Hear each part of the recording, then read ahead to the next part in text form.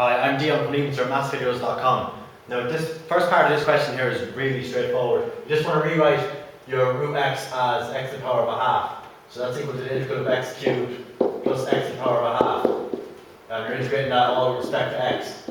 So what you do here is you raise the power here by 1 and then you divide by that new power. So that is equal to x to the power of 4 divided by 4 plus x to the power of, remember you're adding 1 to this power here. So it's x to the power of 3 over 2.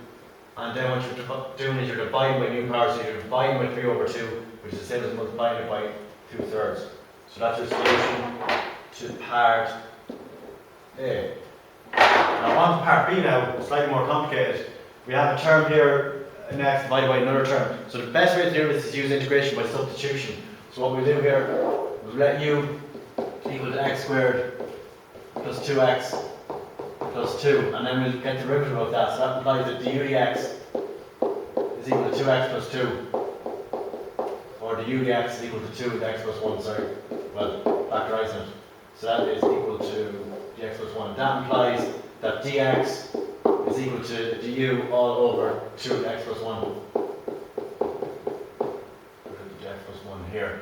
Now, we also want to change our limits right here, because our limits here are an x. If we start putting u's in that term, we're going to differentiate, we're going to integrate it with respect to x, or respect to u, and our limits in terms of x, which means your answer will be wrong. So, you're best off getting your limits here straight away. So, when x is equal to 2, u is equal to, when x is equal to 2, u is equal to 2 squared, which is 4 plus 4 plus 2, which is 10. U is equal to 10. And at x equal to 0, your u is equal to 2. So, we just rewrite this. It's the integral from 10 to 2 of x plus 1 all over x squared plus 2x plus 1, which is u. Then we're going to times that by dx. Our dx is equal to du all over 2 into x plus 1. And luckily enough, these two terms here will knock each other out. Any number divided by itself is 1. So really what you have here is just a half. We can take that half out. This 2, we can take that half out. You see the half, the integral of 10 to 2 over u with respect to u. So when we're integrating any term like that in u, the answer is just, of course, ln of u. So it's a half ln of u, and 10 is to 2.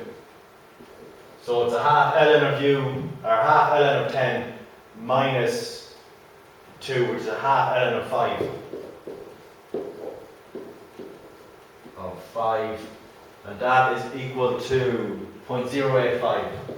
Or sorry, 0.805. Correct, 3 decimal places. Now, on to the next part of that question. It's slightly, it's actually very similar, it's just they're both inverted. So what we do, we'll actually have a completely different approach here. We're going to rewrite that straight away as x plus 1 all to be squared plus 1, which is actually what the top is, all over x plus 1.